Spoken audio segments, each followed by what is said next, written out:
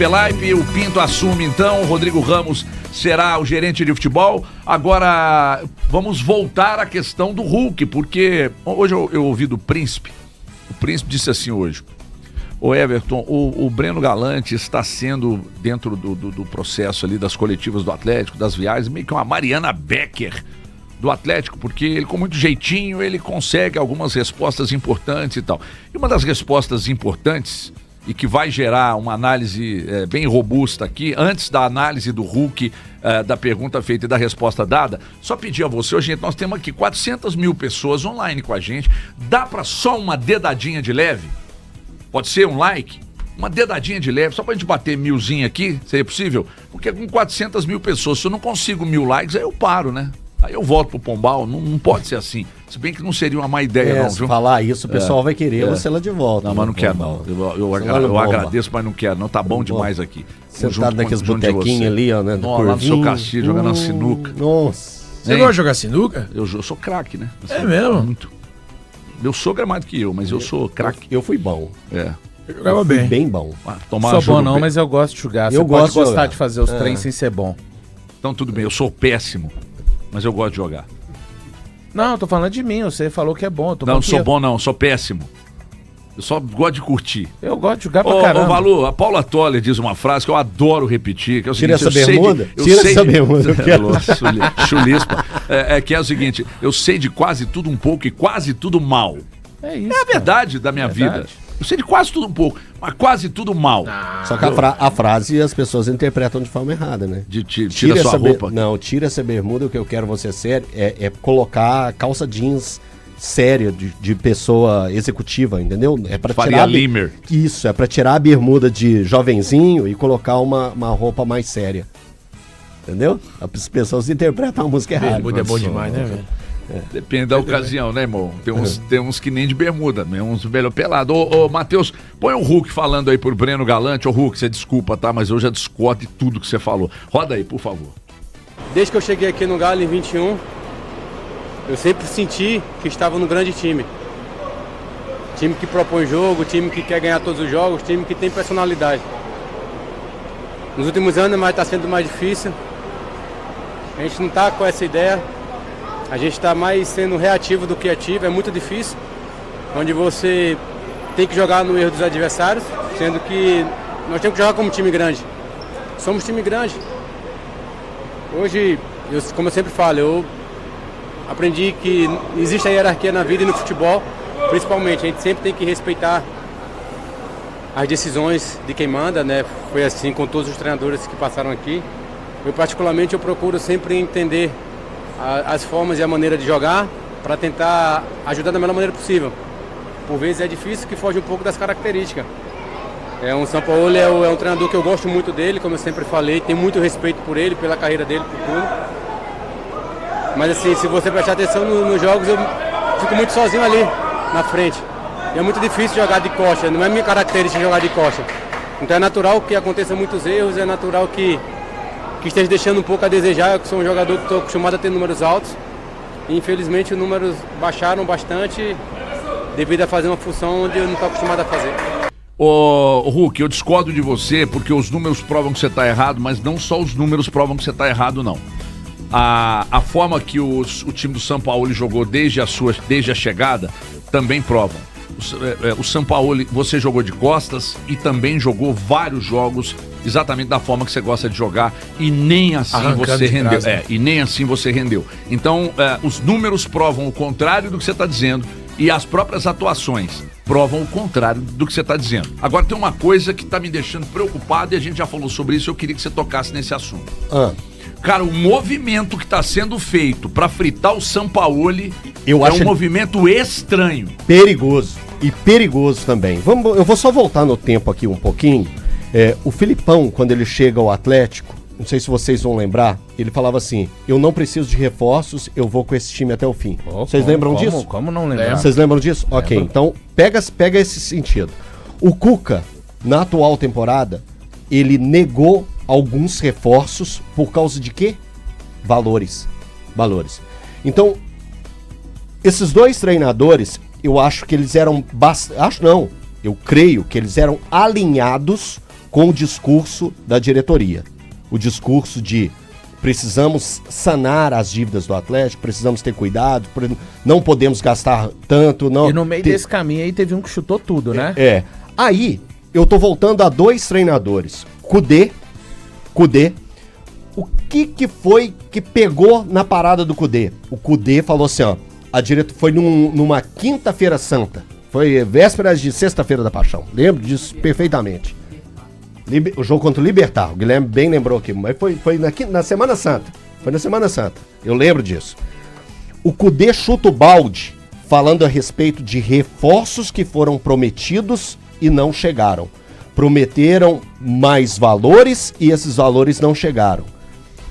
Qual é o estilo normal do Sampaoli? Pedir reforços. E, para muitos, como é um cara visionário, a partir do momento que chegou aos 45 pontos, que era o objetivo dele, principal, salve esse time do rebaixamento. Foi isso que foi colocado pro Sampaoli. A diretoria não ia dar reforço para ele, porque não podia, a janela já estava fechada. Sim. A partir disso, do momento que ele chega, conseguiu os reforços. Já começaram a pipocar possíveis nomes que o Sampaoli já tivesse colocado na mesa do Atlético. E que para conseguir esses nomes precisa de quê? Dinheiro, de gasto. Então, me parece que a turma não gosta muito de quem bate a real, que precisa de para fazer futebol de alto nível, e o próprio Sampaoli falou 2 semanas atrás, semana passada, para fazer futebol de alto nível, precisa de reforços de alto nível, precisa de jogadores campeões. E aí eu pergunto, será que essa diretoria está disposta a dar reforços de campeão para esse Atlético? Será? Não acredito. Não acredito. Não acredito. Porque o discurso continua sendo o mesmo. Não é um discurso de investimento. Então, estamos no caminho certo. O que a diretoria precisa? De treinadores que estejam alinhados com o discurso dela. E não com o que o Atlético precisa. O Atlético instituição hoje precisa de grandes reforços, de reforços em todos os setores e mais equilibrados. Não entra na minha cabeça qualquer possibilidade de não manter o Sampaoli para a próxima temporada e ter que ir para a temporada que vem buscar outro treinador. Que é isso? Seria um tiro no pé. Não entra. Só para manter essa estrutura do futebol aí, porque não estão comprando as ideias do Sampaoli? E vocês estão comprando a ideia de quem então, cara? Porque do Cuca vocês não compraram. 9 meses aí. E os caras andando em campo. Aí o Sampaoli chega e os caras continuam. Aí me vem o Hulk reclamar. Tá jogando de corda. Os números provam que você tá errado, Hulk. Que apontou pro Milito o ano passado, quando o Atlético ficou com a mais. É isso? Assim, eu acho a fala do Hulk importante. Em parte pro torcedor. Ele banca pra mim meio que um Luiz Gustavo, mas em escala menor. Mas eu discordo dele quando ele fala a respeito dele. Eu acho que a fala dele tá correta com relação à ambição do Atlético, que vem diminuindo gradativamente ambição / organização. O clube ambiciona da mesma forma que em 21, mas acha que o que construiu lá em 21 é o suficiente ainda para servir de base nos dias de hoje. E já não é mais. Os jogadores envelheceram, inclusive o próprio Hulk. Então eu discordo dele no que ele diz respeito a jogar. Pera aí, você jogou com o Cuca em 21, o Turco jogava ofensivamente, passou, volta o Cuca. O Kudê jogava ofensivamente. O Kudê muito ofensivo. Então é porque há uma conjectura, uma conjunção de fatores e dentre elas a própria baixa técnica do Hulk. É porque coincidiu do pior ano do Hulk, e eu falo coincidiu infelizmente para ele, do ano tecnicamente, dele fisicamente abaixo dos outros anos, ser exatamente o ano do Atlético para mim, com o time mais fraco, pegando de 21 para cá. Eu não tô falando que o time é ruim, mas quando você faz o recorte, vamos bater de 21 para cá, é o time, até o ano passado que teve resultados dentro do brasileiro, esquece a final da Copa do Brasil e da Libertadores, que o elenco, principalmente o Hulk, mas eu acho que é um trabalho muito mais do Milito, com a assinatura do Milito, o Atlético ter chegado a essas finais do que do próprio elenco. Cara, coincidiram várias coisas. Então eu discordo dele só nesse sentido. E uma coisa, o Hulk é um cara vencedor. Às vezes, você pensar grande, falar que o seu time não tem só, o futebol não tem só uma maneira. O próprio Abel Ferreira, que é verdade, perdeu a Libertadores e o Brasileiro, isso não tira em nada o tamanho do Abel Ferreira no futebol brasileiro, mas ele já colocou o Palmeiras para jogar de várias formas. Alguém se lembra como o Palmeiras jogou contra o Atlético em 21 e passou? É verdade que passou no gol qualificado. O Palmeiras foi reativo os 2 jogos contra aquele Atlético em 21. Então só essa cultura de assim, é reativo, tá pensando pequeno, tá pensando baixo. Se você joga de maneira ofensiva, tá jogando de uma forma a pensar em ser campeão. Então isso também é o tema de discordância dele. Faltou ao Hulk ali o mínimo de tato, né, cara, pra abordar essa situação. Eu acho que ele foi muito mal na declaração que ele deu ao Breno Galante. Eu tava assistindo hoje pela manhã essa entrevista, eu vi que o Breno tinha mandado no nosso grupo dos donos da bola. E aí, assistindo essa entrevista, assim, primeiro ela me dá uma sensação, porque a gente passou aqui agora no Band News na área, mas não passou ela completa. Assistindo a entrevista completa, me passa a sensação de que é um adeus. O Hulk não permanece para a próxima temporada. Pelo menos essa é a sensação que eu tive assistindo a entrevista do Hulk ao Breno Galante. E aí, por que disso? Porque quando ele vai falando sobre eu não sei se eu vou estar aqui em 2026, não tem nada certo, se não me quiserem, porque eu quero ficar, papapá. Me soa como um tom de adeus, assim, sabe? Aquele, valeu, obrigado, tchau, ano que vem eu tô indo embora. Agora, ele apontar da forma que ele apontou pro Jorge Sampaoli, eu acho crueldade. E, cara, até porque ele responsabiliza o Sampaoli pelo mau momento dele.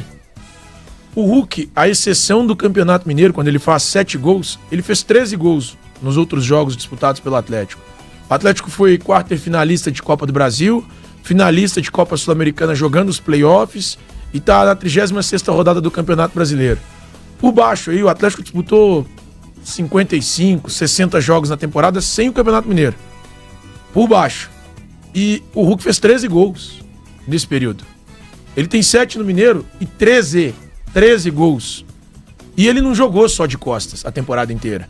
Então, o mau momento do Hulk, a má fase do Hulk, ela não é explicada só pelo posicionamento que o Sampaoli utiliza. Para mim foram cruéis e se estão fazendo o que a leitura que o Elton fez, de verdade, velho, assim, é pra largar o Atlético. E esses caras não têm o mínimo compromisso com nada. E aí falo de gestão, falo dos próprios atletas, porque o compromisso deveria ser transformar o Atlético num clube que é uma potência, disputa títulos com Flamengo e Palmeiras. O Atlético não é. Hoje o Atlético disputa título com Lanús. Hoje o Atlético disputa título no Campeonato Mineiro. Hoje o Atlético não consegue chegar a uma semifinal de Copa do Brasil. Hoje o Atlético não consegue voltar a disputar uma Libertadores. Então, hoje, se o pacto é para que o Sampaoli saia em 2026 não cumpra o contrato, possível, que é até dezembro de 2027, o pacto é mais uma vez com fracasso. Não é possível. Eu não acredito que tomara que o Elton não tenha razão, tomara que a leitura do Elton não tenha sentido, de que há um movimento para a saída do Sampaoli. Tomara.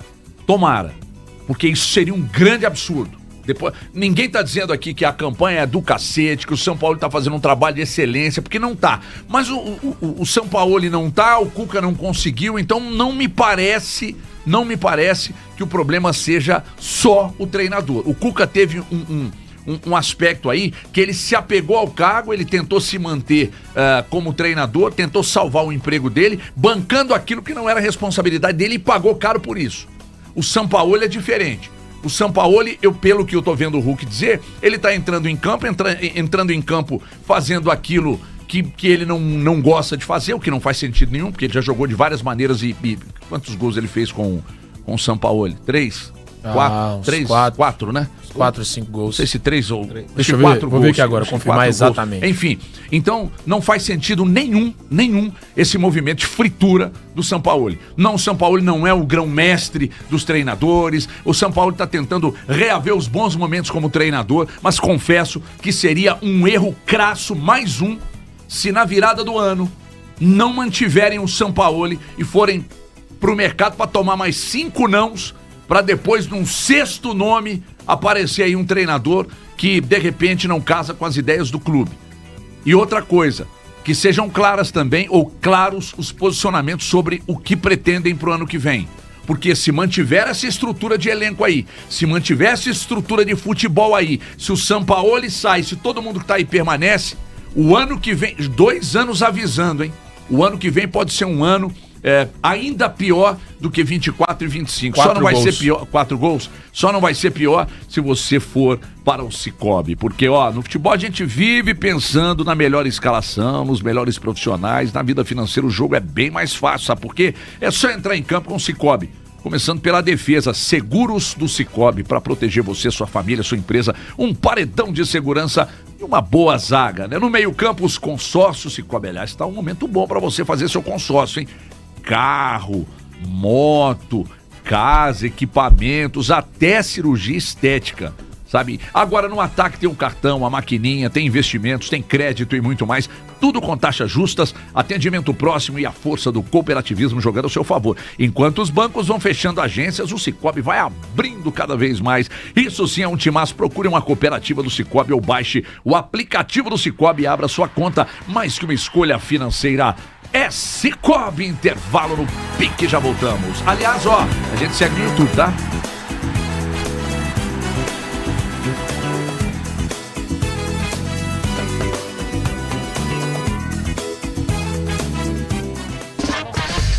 Você ouve Band News na área.